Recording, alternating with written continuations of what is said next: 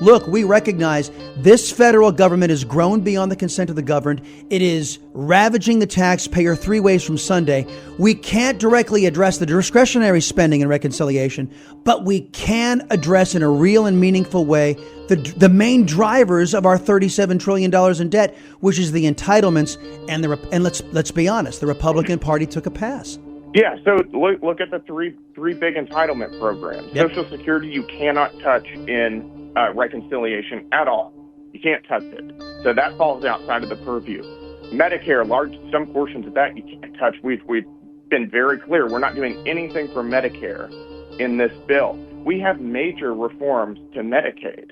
Work requirements are one of the biggest reforms Republicans have been talking about for a long, long time in bringing those in. That's one of the biggest entitlement reforms we've ever seen is work requirements. And by the way, that's an 80-20 issue.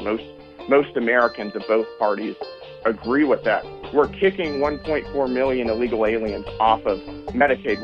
We're getting there are 4.8 million Americans who are working age, able-bodied, and who are not working or seeking work. We're simply saying you've got to be at least looking for work to be on Medicaid. These are huge structural reforms. Now, you can always say we could go more. There's more we could do.